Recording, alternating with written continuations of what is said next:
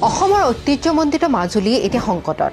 মাজুলী হৈছে বিশ্বৰ সৰ্ববৃহৎ বসতিপূৰ্ণ নদীদ্বীপ। 2016 চনত ই ভাৰতৰ প্ৰথমখন নদীদ্বীপ জিলা হিচাপে পৰিগণিত হোৱাৰ ইতিহাস ৰচনা কৰে।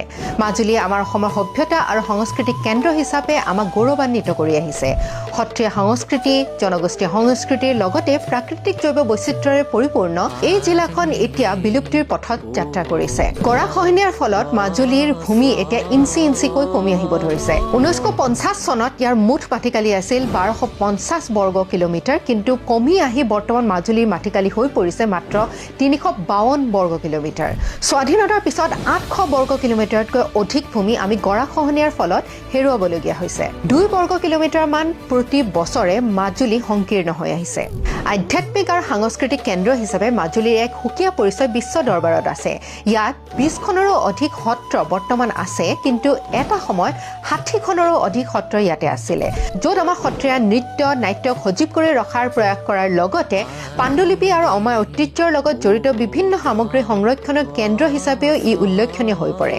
260টাতকৈও অধিক প্ৰজাতিৰ চৰাই আমি ইয়াত বিচাৰি পাওঁ, যাৰ ভিতৰত বিলুপ্তপ্ৰায় প্ৰজাতি বহুকেইটা আছে।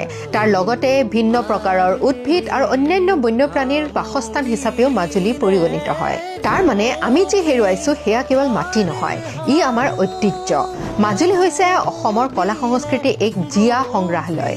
মাজুলী সংৰক্ষণ কৰিবৰ বাবে আমাৰ চৰকাৰে কেনেধৰণৰ পদক্ষেপ লোৱা উচিত আমাৰ কমেণ্ট ছেকশ্যনত জনাব।